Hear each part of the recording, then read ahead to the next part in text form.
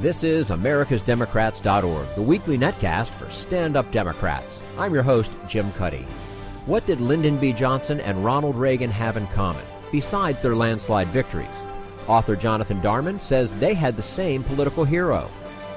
With women potentially a decisive voting bloc in the midterm elections, law professor Deborah Rhode explains why a vast majority of Americans agree with feminist principles but don't identify as feminists. And Bill Press talks about Ebola with Vermont Congressman Peter Welch. Are you tired of Tea Party Republicans and Rush Limbaugh dominating the airwaves? Do you want the facts you won't get on Fox or even on CNN? Then stay tuned. Our sponsor, 21st Century Democrats, works hard to get everyday Democrats involved in returning our party to its roots and to success at the ballot box. Sit back and listen, then stand up and fight. And follow 21st Century Democrats on Facebook for all the latest progressive news. We're glad you can join us. Lyndon Johnson was as big government Democrat as we've seen in our lifetime. Ronald Reagan ushered in the era of small government. But author Jonathan Darman talks with us about their similarities. And joining us now on americasdemocrats.org, the weekly netcast for stand-up Democrats, Jonathan Darman. He's a journalist and author who writes about American politics and history. His book, Landslide, Lyndon Johnson and Ronald Reagan at the Dawn of a New America, tells the story of 1,000 days in the mid-1960s when two iconic presidents transformed the nation's politics. Jonathan Darman, thanks so much for joining us today on americasdemocrats.org. Thanks so much for having me. Absolutely. So you've written a book that compares Lyndon Baines Johnson and Ronald Reagan favorably. Beyond their landslide electoral victories, what else did they have in common? Well, it's a good question because they're, of course, not two presidents that we usually think of together. They're the iconic liberal and conservative presidents from the late 20th century. If you're a liberal and you're looking for a moment in recent history where political opportunity and ideological passion are matched, that's the Johnson presidency. If you're a conservative, the equivalent moment is the Reagan presidency. So we think of these two men as belonging to two very different moments in time. But in fact, they were contemporaries. They were born less than 3 years apart. What they actually have quite a great deal in common. Chief among it is the same. They have a common need, which is to feel the eyes of the world on them as they play the part of hero. And I've chosen to write a story about 1,000 days in the mid-1960s when the country was going through tremendous turmoil and was looking for new visions. And we see both of these men stepping forward and offering a new story for their respective parties that I think shapes a lot of the political debate for the next 50 years. Mm-hmm. Now, it seems to me that if both were visionaries, their visions were radically different. Did they ever actually meet? Did they know each other well, or did they have any common political connections? They did meet. They met on a couple of occasions when Reagan was governor and traveled to the White House. They did not know each other well, and they weren't close. I think that in a lot of ways, the person that connects them the most closely is a common hero, Franklin Roosevelt. They both came of age in the 1930s when Roosevelt was the most captivating, famous man in the land. And interestingly, he was a hero for both of these men. He was a hero for different reasons. Johnson loved the idea of FDR as someone who got big things done, and he really shaped his own presidency in the model of FDR, trying to push through as much legislative progress as he could and seize the opportunity to put forward a broad progressive program. For Reagan, the appeal of FDR was he was someone who could connect with millions and millions of Americans that he would never know and never see, but still make them feel like he knew exactly who they were and could see exactly what they wanted and what they needed. And that was something that Reagan, envied and wanted to copy himself and tried to do in his own political career, which we see at the beginning of in the 1960s. We're speaking with Jonathan Darman, author of the book Landslide, Lyndon Johnson and Ronald Reagan at the Dawn of a New America. You write that Reagan's mythic vision for America was not always rooted in reality. What about Johnson's? Johnson's is similarly reality challenged at times. He is often great at speaking to the world as the country sees it.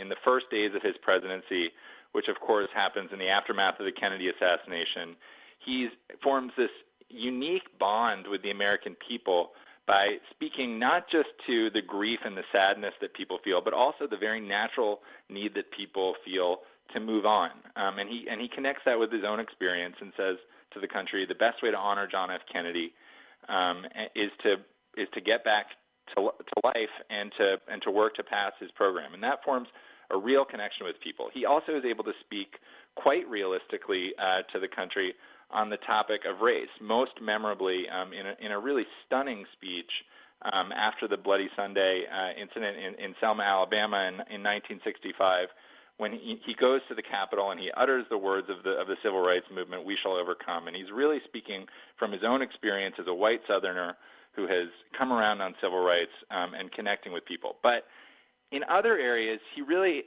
struggles to describe the world as it really is. He is, in the year 1965 especially, so focused on passing his legislative program and sort of obscuring the troubling reality of Vietnam and some of the problems that are emerging in America's cities, that he starts to talk in this language that is utopian and not at all in line with what people see. After he wins the presidency in 1964, he goes out on the White House lawn and says, "These are the most hopeful times since Christ was born in Bethlehem."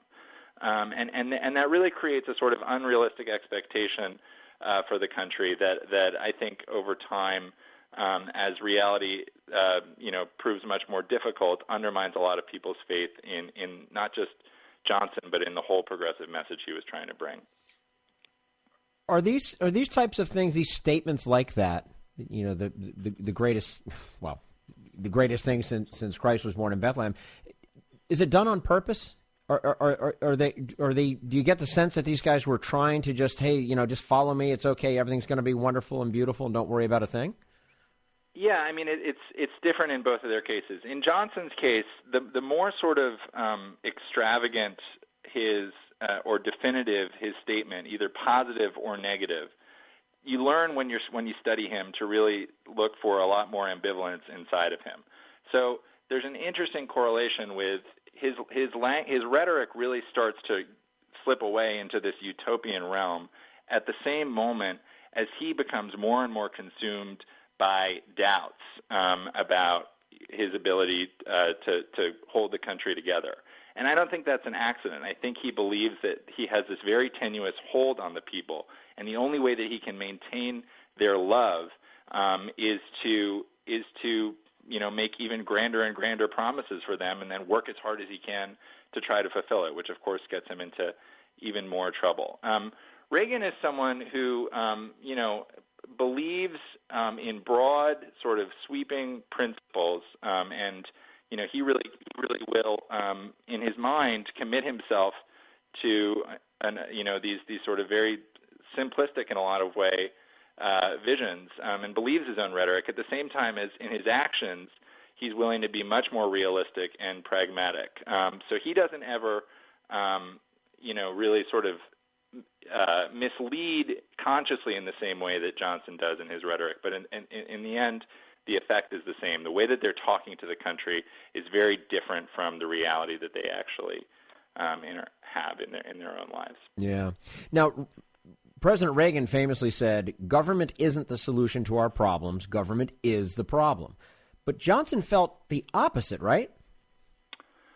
Well, certainly the Johnsonian vision as put forward in the 1960s was that government was poised to solve all of the problems that had vexed really mankind. He said that poverty, racism, hunger, all of these things were within easy reach of being solved. And to the and I think there's a real problem in Lyndon Johnson of sort of mistaking not understanding the difference between the Congress and the country. He had this, of course, storied background as a legislator. And he really believed that, so much of what he was trying to do was get bills passed, and then once you got bills passed, you could solve whatever problem you were trying to solve. And the reality, which progressive presidents, even going back to Franklin Roosevelt, had understood, was that passing the legislation is only the beginning of this story. You can have noble intentions for government to solve big problems and understand that, you're always going to err and come up short, but that, the nobility of your aspirations for government demands that you keep trying even in the face of your own failure. For Johnson, it was really a story of, can I pass the bill, and then wait for the good things to happen. We're speaking with Jonathan Darman, author of Landslide, Lyndon Johnson and Ronald Reagan at the Dawn of a New America. It's interesting. Reagan first thought of running for president against LBJ in 1968, but I guess you could say he was way ahead of his time, right? He did think of running against LBJ in 1968. Reagan, so in the story that I tell here is really the story of Reagan's emergence as a political figure, which starts with his 1966 campaign for governor. And when Reagan first emerges as a political candidate, he has a really hard time getting interested in a lot of the local issues that are, important in his campaign against Pat Brown to be governor of California. So what he does is, in a sense, nationalize the campaign. He makes this connection between people's loss of faith in government's ability to deliver in their own lives in California with a broader loss of faith that's happening in the country with promises that are coming out of Washington. So in a sense, he really is running as much in 1966 against Lyndon Johnson as he is against Pat Brown. And as soon as his 1966 campaign ends with him winning by nearly 1 million votes, he sets his eyes on the presidency. He starts meeting with his advisors about the feasibility of a presidential run. And he's really using the same playbook, which is to speak to people's frustration with the Great Society. And he assumes that Johnson is going to be his opponent in 1968. Johnson, of course, doesn't run that year. Reagan doesn't end up really running or winning the nomination. But in the way that it works with these guys is once you start running, you really don't stop. And Johnson really uses that same playbook of speaking about rolling back the Great Society and standing up to this vision of, government that claims it can solve all problems, all the way through the 1970s till he wins the presidency in 1980. In retrospect, how much of a surprise that LBJ announces that he would neither seek nor accept the presidency in 1968? Do you think he could have won? I think he would have had a very hard time in 1968, given the reality of Vietnam that year. And the divide within the Democratic Party. It was bloody, as we all know, in the Chicago of 1968 convention, and it would have been even more dramatic if the incumbent president, LBJ, had won. But it was a big surprise. One of the things about Lyndon Johnson is he will sort of make definitive statements without really meaning them. Even in 1964, there's a story in the book about Johnson in the summer of 1964 was on top of the world. He was, leading Barry Goldwater by double digits in all the polls, and was, had the love of his party. But right before the Democratic Convention in 1964, Johnson seriously thought about saying, I don't want this, I'm not going to take the nomination, and announcing dramatically that he wouldn't run that year. And people didn't know whether to believe him or not really right up until the last minute. Of course, he did run that year, and he won in a landslide. The same thing then happens in 1968, where there's a lot of talk about, is he going to run, is he not going to run? And it's really not until he speaks those words on March 31st, 1968, that people even close to him, around him, believe that he's really not going to seek the presidency that year. What about Reagan's decision to begin his 1980 campaign in the heart of Klan country? Was that a signal that the Republicans were writing off the black vote? I mean, was it a signal that it was okay for white racists to openly embrace the Republican Party? Yeah, this is a much contested piece of history. Reagan, in 1980, immediately following the Republican convention, begins his general election campaign by going to Mississippi, and not just anywhere in Mississippi. He goes to the Neshoba County Fairgrounds. Neshoba County, of course, had been where in the summer of 1964, 3 civil rights workers were slain by people affiliated with the Ku Klux Klan. And Reagan stands in that place in 1980 and says, I believe in states' rights. States' rights, of course, had been the sort of code word for modern audiences of opposition to federal action on civil rights. So, there has been in recent years a sort of defense of Reagan's actions there that has emerged saying, this wasn't a concerted strategy to win the racist vote. Reagan wasn't saying that he wanted to roll back civil rights. And, I think certainly in Reagan's mind that is true. Reagan really did not believe himself to be someone who was racially prejudiced. And I do think, though, that going to Mississippi, 16 years after the death of those three civil rights workers in Neshoba County and saying, I believe in states' rights, is a statement. And the statement that Reagan was making was essentially that the 60s are over, that white Southerners did not have to be in this position of perpetual penance, and that they had a new place, and he was welcoming them in the Democratic Party. And he did it, for a number of reasons. The first among them is probably political necessity. Of course, remember that Reagan in 1980 was running against a Southerner, Jimmy Carter, so there was a strong rationale for him to go to Mississippi. But those words have really haunted his legacy, for the decades that have followed. Yeah, absolutely. Jonathan Darman, journalist, author. The name of the book, Landslide, Lyndon Johnson and Ronald Reagan at the Dawn of a New America. It's great stuff. Jonathan, thank you so much for your time with us today on americasdemocrats.org. We look forward to having you back again soon. Thanks. I look forward to it. All right. And this is americasdemocrats.org, the weekly netcast for Stand Up Democrats.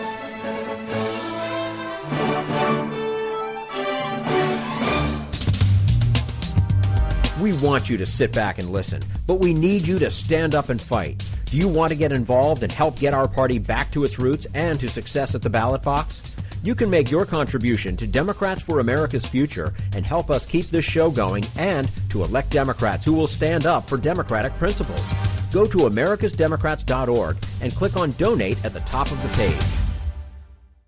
This is americasdemocrats.org, the weekly netcast for Stand Up Democrats. Man has always asked, what do women want? Now, feminist law professor Deborah Rhode tells us, in her book, What Women Want. The answer? Social, political, and economic equality. We'll talk to her about that in just a moment. Right now, we turn to Jim Hightower, America's #1 populist, for his common sense commentary. When 5 Supreme Court justices decreed that corporations are entitled to full free speech rights in our elections, and that corporate money is a form of speech that cannot be restricted, they produced a nightmare tsunami of corporate cash that is now drowning our people's democratic rights. After all, if money is speech, then speech is no longer free. It's for sale.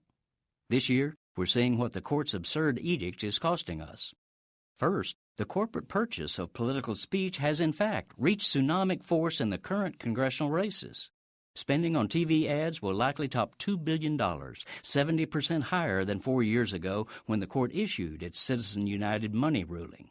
Second, the bulk of this speech is not being bought by candidates or parties, but by secretive outside front groups that hide the corporate interest funding the ads. In Senate races alone, these shadow groups have already run some 150,000 TV spots. The Koch brothers' main front group, Americans for Prosperity, is by far the biggest buyer of speech, having laid out $44 million on congressional races in just the first 6 months of this election year. Third, and most pernicious, the court-created right of moneyed front groups to flood the airwaves has handed them the power to dictate any campaign's message. The ads of those secret fronts now define the issues and even the candidates themselves before the race really gets going. Worse, because the outside groups are anonymous, their speech consists almost entirely of the nastiest, most vituperative attacks on candidates they oppose, turning our election year discourse into a toxic slime fest that turns off voters and shrivels turnout. This is Jim Hightower saying, to join others and help stop the corporate purchase of the people's political speech rights, connect with movetoamend.org. That's www.movetoamend.org. Need an antidote to the progressive blues? Want some good news about how grassroots folks are rebelling against the corporate powers and winning? Well, here's an easy-to-swallow pill for you, the Hightower Lowdown. Hightower's monthly newsletter will give you the lowdown, even as it lifts you up. It's 4 pages a month, jam-packed with facts you can use, actions you can take, and Jim's own Texas humor, all for only $15 a year. To become a lowdowner, go to hightowerlowdown.org. This is americasdemocrats.org, the weekly netcast for stand-up Democrats. Stanford law professor Deborah Rhode says America ranks 78th in the world in the proportion of women in political leadership, and that's behind Saudi Arabia. She has some ideas on how to change that.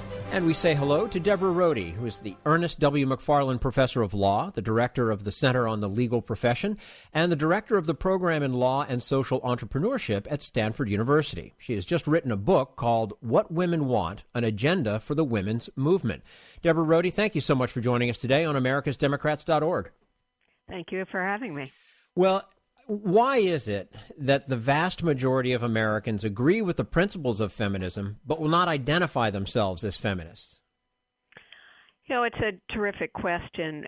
When you give people the dictionary definition of feminism as someone who supports social and economic and legal equality for women, 2/3 to 3/4 of women will sign on. But if you just say, do you consider yourself a feminist, then only 1/4 to 1/2 of women will agree. And I think that speaks volumes about the pejorative connotations that the term feminism has come to have. It connotes man-hating, humorless, whining, activist, radical, all sorts of adjectives that women in general don't want to have attached to themselves. And probably those are probably unfair adjectives. Wouldn't you agree? I think they really misdescribe the commitment that being a feminist really implies, which is, you know, as the dictionary definition gives it, to social, economic, and political equality for women. Mm-hmm. So is it a toxic word then? Feminism, is that a toxic word? Well, it's no accident that my book doesn't put it in the title. And I think the sort of leaders of the women's movement are divided themselves about whether to avoid the term or try to reclaim it. And I think we need to do a little bit of both. Mm-hmm. Now, you quote a number of women celebrities regarding feminism, and one that stands out is Beyonce, who asks why you have to label yourself as anything. How do you answer that? Well, I think everything depends on the context, and in many contexts you don't need to label yourself as anything. But I think when it comes to talking about issues on which women have strong interests, particularly those that are unmet by the current legal order, then it does a disservice to women in general if you fail to identify yourself as someone who cares about those issues. Mm-hmm. We're speaking with Deborah Rhode, law professor at Stanford University. She's just written a book called What Women Want, An Agenda for the Women's Movement. Your book cites examples of the demonization of feminism by the news media. Overall, wouldn't one see the mainstream media as having been in the forefront of most progressive social movements just by shining light on the issues? Yes, and I think in general the media has been a strong ally of the women's movement in trying to attract public attention to the issue. But when it comes to use of the term feminist, I think the media has done a disservice historically in the way that it's talked about the pejorative images that are connected with that term, and ultimately I think it ends up reinforcing the problem it pretends only to describe. How do you change the conversation so that a word like feminism either goes away or just isn't used in the way that it is being used by so many people? Well, it would help a lot if you had more women like Hillary Clinton, who was willing to openly self-identify as a feminist, or Sheryl Sandberg, women who command a lot of public respect, identifying with that term. Now, another thing in the book, it deals a little bit with the issue of a woman's appearance. But doesn't science tell us that attractive people of both sexes have an advantage? It does. Yeah, and then besides, would you really suggest that someone not try to be better looking, or that an attractive woman should try to look less attractive? Is that fair to say, or? No, I don't think that's the answer. I think the answer is to stop thinking about this in individual terms and think about it in collective terms, and sort of what are the cultural messages. And what we should be worried about is not the people who are attractive, but the people who are unattractive and who suffer discrimination as a result. And that, I think, we want to try to stamp out.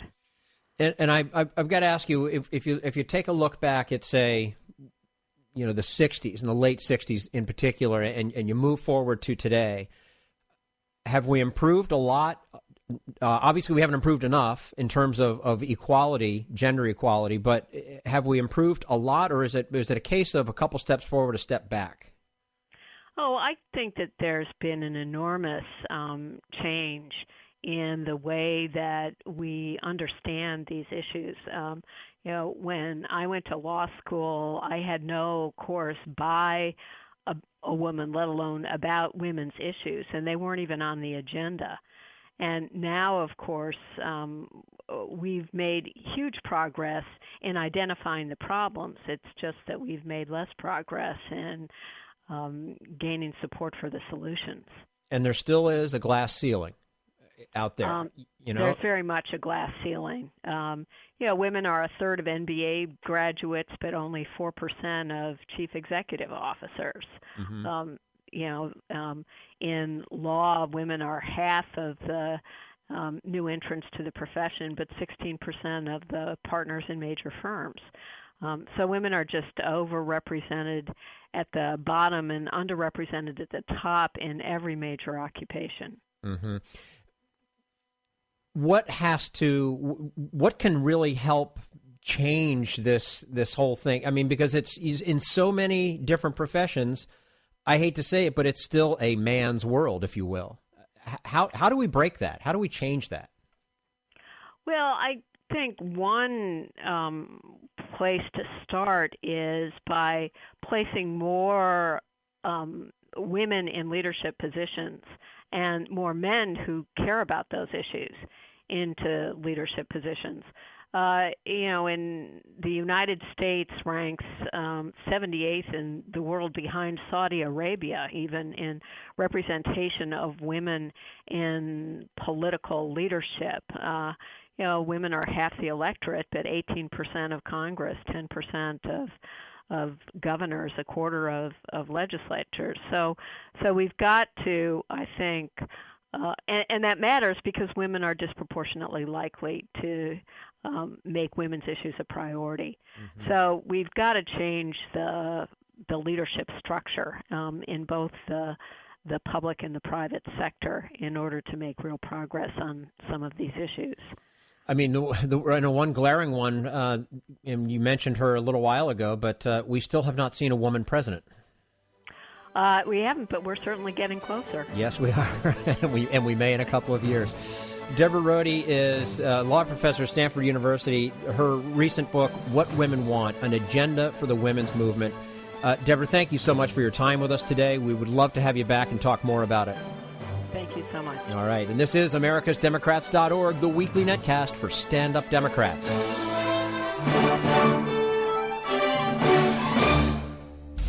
We want you to sit back and listen, but we need you to stand up and fight. Help get our party back to its roots and to success at the ballot box. Make your contribution to Democrats for America's Future to keep this show on the air and help elect stand-up Democrats. Go to americasdemocrats.org and click on Donate at the top of the page. This is americasdemocrats.org, the weekly netcast for stand-up Democrats. And now, Bill Press and his guest, Congressman Peter Welch of Vermont. Congressman Peter Welch joining us from the great state of Vermont. Hey, Congressman, good to have you with us. Well, good to be with you. Yeah, I've been out milking the cows. We get up early here in Vermont. Great. Ben and Jerry's are counting on you. That's right. There you go. Congressman, I know you were in town last week for that for the big hearing with the Energy and Commerce Subcommittee on Ebola with CDC Director Tom Frieden, NIH Director Anthony Fauci. Did you come away from that hearing confident that the government is on top of this? With a lot more confidence. I mean, two things. One, the initial response, both at the CDC and at the hospital in Texas, was a mess. That's the bad news. I mean, they botched everything. CDC was giving bad guidelines. They were giving bad information. The hospital was really making lots of mistakes, starting with sending this very sick person with Ebola back home with some antibiotics. I think if you can say there's good that came out of it, it was incredibly embarrassing to the hospital, which otherwise has a good reputation, and obviously very embarrassing to the CDC. So there was a real focus on trying to get it right. And what I got the sense of is that the protocols that the CDC has now revised are much more consistent with what needs to be done. And, of course, not just the Texas hospital, but hospitals all around the country, including in Vermont, from Rutland to Burlington, are really on notice, and they don't want to be the next. They don't want to be the next Texas hospital that bungles it, and they have some appreciation that somehow, some way, long as the odds are, somebody with Ebola might show up, and they want to be prepared. So I think we're on a better track now. So, Congressman, today, as Bill said, is the first meeting that the newly appointed Ebola czar, Ron Klain, meets with the president. What do you want him to do? Well, to coordinate. I mean, there's two things that are going on. One, we do need a medical response and a plan to deal with this, and there's two elements to that. One is you've got to stop Ebola at its source. That's how we've been successful in stopping previous Ebola outbreaks. It's much tougher because the infrastructure in Liberia and Guinea are so weak, but sending people over there, dangerous activity, but that's really, really important. There have to be protocols about travel and people coming out and being inspected when they come in and checked. But then the other issue is the public. The public anxiety about Ebola is enormous, and it's understandable. It's such a mysterious disease. But see, I agree. Those are the issues that are out there. What is Klain supposed to do that isn't being done? Coordinate. I mean, I think. So you think things are not coordinated now? Yeah, I think they were a mess. No, they were. We so it's still a mess. I'm not sure. I'm not saying it's still a mess. We'll see in the execution, because here is the bottom line. Figuring out and deciding what you should do with protocols, including like putting on, what equipment do you put on, how do you put it on, how do you monitor, those things we're, I think, getting right. But there's an enormous challenge to the execution of that when you realize that has to be done potentially by every hospital across the country. Now, that's a managerial challenge, and that's where I think Klain makes sense as an Ebola czar, because his reputation is that of a really good manager. Secondly, I think the Pentagon strike force actually makes sense. I mean, one of the things that our Pentagon, our military folks are really good at are logistics. And you get a situation where if there is any person with Ebola, we're not going to be putting the burden on a local hospital that has literally zero experience with it, but you're going to have a CDC and a Pentagon team that is specifically trained coming in immediately. That, I think, to me, it's reassuring, and I would think it would be somewhat more reassuring to the American people. I was interested to hear you say, Congressman, that the hospital in Vermont, right, is gearing up to handle the chances that somebody with Ebola might walk in. One of our sons is a nurse practitioner in Bend, Oregon, in the middle of the state of Oregon, in an emergency room nurse there. And they are having training and conversation and for gearing up for. I mean, what are the chances? Is this an overreaction? What are the chances that somebody with Ebola is going to walk into Burlington, Vermont hospital? They're incredibly remote, and that's what's quite astonishing about this, because people are genuinely fearful about it. In Vermont, people are scared about it. Should they be? You know, Bill, the likelihood is almost nil. So on that level, no.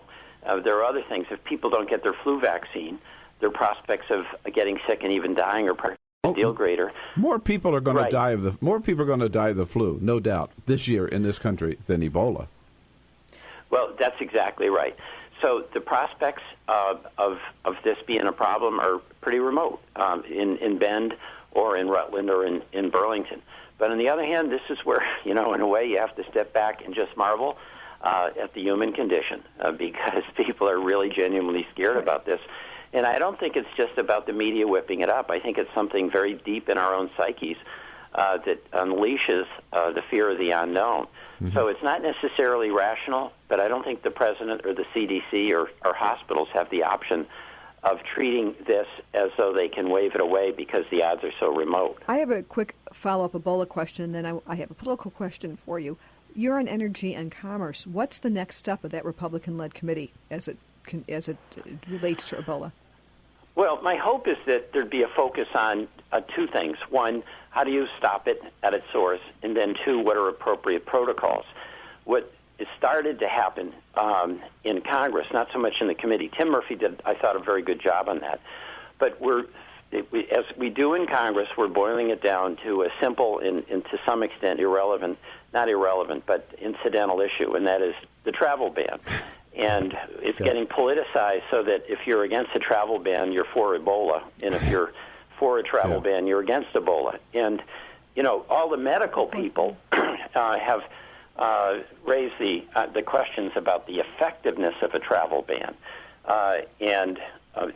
When you look at people with real credibility, like Doctors Without Borders, and they say that can create enormous challenges and threats to the medical personnel getting aid in and out, and an outright total ban would do more harm than good. The politicization of the issue allows Congress once again to kind of get in the way of a solution. Well, the move yesterday to funnel everybody to one of these 5 airports, in effect, don't you think that sort of took the steam or the wind out of the sails of the travel ban people? I mean, well, you never take the steam out of some of the partisan activities that are undergoing. True. But I think it did. I think it does reassure people because when as you pointed out, you've got pre-screening before people even come here. So and there's only about 150 people that come, I guess, a day, and most of those are screened before they even board the flight abroad to come here. And then if the rest of them are coming through 5 airports where there's a secondary screening, I think that certainly gives me a lot of reassurance that we're not going to have an Ebola-stricken person flying in. Right, Lynn, you had a political question. Everyone knows you're from Vermont. You took the seat now held by Senator Bernie Sanders. He's running for president, kind of, making the first steps. What do you think of his potential for being president, and what do you think of his almost exploratory moves he's making now? Well, it's pretty exciting. I've been with Bernie in politics since he became mayor in 1981, and in all those years between 1981 and now, Bernie's never provided us with a dull moment. Does he have any kind of, if Hillary Clinton gets in, does he have any realistic chance, or do you want him to stay in just to carry a certain message? Well, his purpose would be much more serious.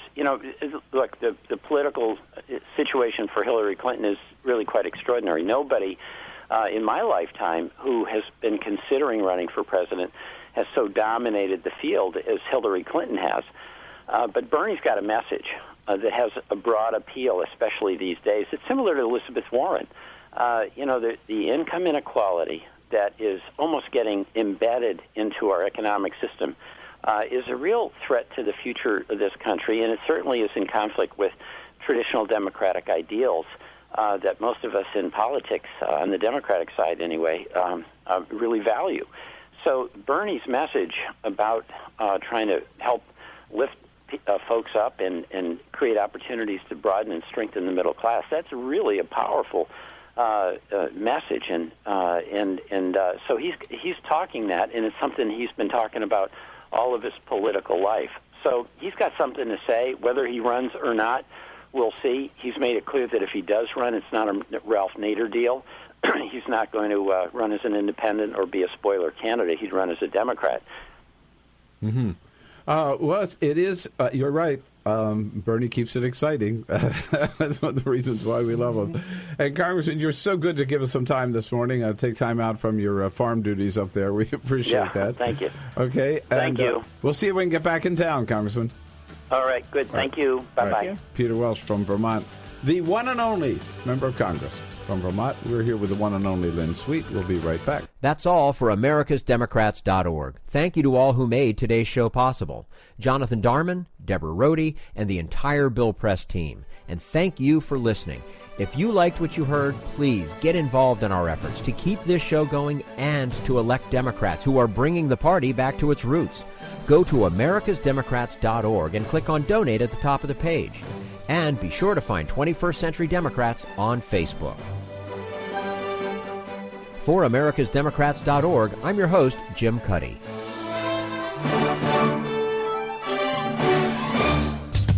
We want you to sit back and listen, but we need you to stand up and fight. Join us, support the show, and help elect Democrats who will stand up for Democrats.